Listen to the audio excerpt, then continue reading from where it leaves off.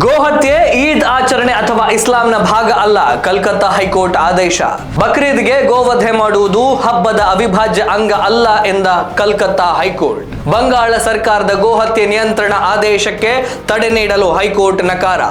ಗೋವುಗಳ ಬಲಿ ನೀಡುವುದು ಈದ್ ಉಲ್ ಅಧಾ ಹಬ್ಬದ ಅವಿಭಾಜ್ಯ ಅಂಗವೂ ಅಲ್ಲ ಅಥವಾ ಇಸ್ಲಾಂ ಧರ್ಮದ ಅಡಿಯಲ್ಲಿ ಅದು ಕಡ್ಡಾಯ ಧಾರ್ಮಿಕ ಅಗತ್ಯವೂ ಅಲ್ಲ ಅಂತ ಕಲ್ಕತ್ತಾ ಹೈಕೋರ್ಟ್ ಮಹತ್ವದ ತೀರ್ಪು ನೀಡಿದೆ. ಮುಂಬರುವ ಹಬ್ಬದ ಹಿನ್ನೆಲೆಯಲ್ಲಿ ಜಾನುವಾರುಗಳ ಹತ್ಯೆಯನ್ನು ನಿಯಂತ್ರಿಸಲು ಪಶ್ಚಿಮ ಬಂಗಾಳ ಸರ್ಕಾರ ಹೊರಡಿಸಿದ್ದಂತಹ ಆದೇಶವನ್ನು ರದ್ದುಗೊಳಿಸಲು ಅಥವಾ ಅದಕ್ಕೆ ತಡೆ ನೀಡಲು ಕೋರಿ ಸಲ್ಲಿಕೆಯಾಗಿದ್ದ ಸಾರ್ವಜನಿಕ ಹಿತಾಸಕ್ತಿ ಅರ್ಜಿಗಳನ್ನು ವಿಚಾರಣೆ ನಡೆಸಿದ ನ್ಯಾಯಾಲಯ ಮಧ್ಯಂತರ ಪರಿಹಾರ ನೀಡಲು ಸ್ಪಷ್ಟವಾಗಿ ನಿರಾಕರಿಸಿದೆ. ಕಲ್ಕತ್ತಾ ಹೈಕೋರ್ಟ್ನ ಮುಖ್ಯ ನ್ಯಾಯಮೂರ್ತಿ ಸುಜಯ್ ಪಾಲ್ ಮತ್ತು ನ್ಯಾಯಮೂರ್ತಿ ಪಾರ್ಥಸಾರಥಿ ಅವರನ್ನು ಒಳಗೊಂಡಂತಹ ಪೀಠ ಈ ಆದೇಶವನ್ನ ಪ್ರಕಟಿಸಿದೆ.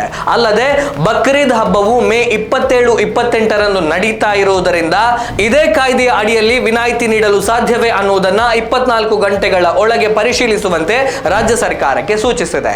1950ರ ಕಾಯ್ದೆ ಮತ್ತು ಫಿಟ್ನೆಸ್ ಸರ್ಟಿಫಿಕೇಟ್ ಕಡ್ಡಾಯ. ಬಿಜೆಪಿ ನೇತೃತ್ವದ ಕೇಂದ್ರ ಸರ್ಕಾರದ ಮಾರ್ಗಸೂಚಿಗಳ ಬೆನ್ನಲ್ಲೇ ಪಶ್ಚಿಮ ಬಂಗಾಳದ ಆಡಳಿತವು ಮೇ 13ರಂದು ಹೊರಡಿಸಿದ್ದ ಆದೇಶದಲ್ಲಿ ಪಶ್ಚಿಮ ಬಂಗಾಳ ಪ್ರಾಣಿ ಹತ್ಯೆ ನಿಯಂತ್ರಣ ಕಾಯ್ದೆ 1950 ಮತ್ತು 2018ರ ಹೈಕೋರ್ಟ್ ಆದೇಶವನ್ನು ಉಲ್ಲೇಖಿಸಲಾಗಿತ್ತು. ಈ ನಿಯಮಗಳ ಪ್ರಕಾರ ಯಾವುದೇ ಜಾನುವಾರು ಅಥವಾ ಎಮ್ಮೆಯನ್ನ ಕಸಾಯಿ ಮಾಡಬೇಕಾದರೆ ಆ ಪ್ರಾಣಿಯು ಹತ್ಯೆಗೆ ಯೋಗ್ಯವಾಗಿದೆ ಅಂತ ಸಂಬಂಧಪಟ್ಟ ಅಧಿಕಾರಿಗಳಿಂದ ಕಡ್ಡಾಯವಾಗಿ ಪ್ರಮಾಣ ಪತ್ರವನ್ನು ಪಡೆಯಬೇಕಾಗುತ್ತದೆ. ಆರೋಗ್ಯವಂತ ಹಸು ಮತ್ತು ಎಮ್ಮೆಗಳ ಹತ್ಯೆಯನ್ನ ಸಂಪೂರ್ಣವಾಗಿ ನಿಷೇಧಿಸಲಾಗಿದೆ ಅಂತ ಆದೇಶವನ್ನ ಹೊರಡಿಸಿತ್ತು. ಈ ಆದೇಶದ ವಿರುದ್ಧ ಸಾರ್ವಜನಿಕ ಹಿತಾಸಕ್ತಿ ಅರ್ಜಿಗಳು ಸಲ್ಲಿಕೆಯಾಗಿದ್ದವು. ಸಾರ್ವಜನಿಕ ಸ್ಥಳಗಳಲ್ಲಿ ಹತ್ಯೆ ಮಾಡುವಂತಿಲ್ಲ.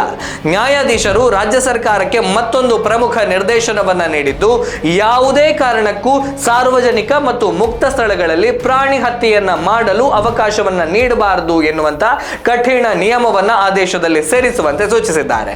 ಹಲವಾರು ಪಿಐಎಲ್ಗಳಲ್ಲಿ 1950ರ ಕಾಯ್ದೆಯ ಸಾಂವಿಧಾನಿಕ ಸಿಂಧುತ್ವವನ್ನು ಪ್ರಶ್ನಿಸಲಾಗಿತ್ತು. ಅರ್ಜಿದಾರರ ಪರ ವಾದ ಮಂಡಿಸಿದಂತಹ ಹಿರಿಯ ವಕೀಲ ಬಿಕಾಶ್ ರಂಜನ್ ಭಟ್ಟಾಚಾರ್ಯ ಅವರು ಈ ಕಾನೂನು ಇಡೀ ರಾಜ್ಯಕ್ಕೆ ಅನ್ವಯಿಸುವುದಿಲ್ಲ, ಇದು ಕೇವಲ ಕಲ್ಕತ್ತಾ ಮತ್ತು ಇತರ ಮುನ್ಸಿಪಾಲಿಟಿಗಳಿಗೆ ಮಾತ್ರ ಸೀಮಿತವಾಗಿದೆ ಅಂತ ವಾದಿಸಿದರು. ಆದರೆ ಈ ವಿಚಾರದಲ್ಲಿ ಮಧ್ಯಪ್ರವೇಶಿಸಲು ಹೈಕೋರ್ಟ್ ಪೀಠ ನಿರಾಕರಿಸಿದೆ.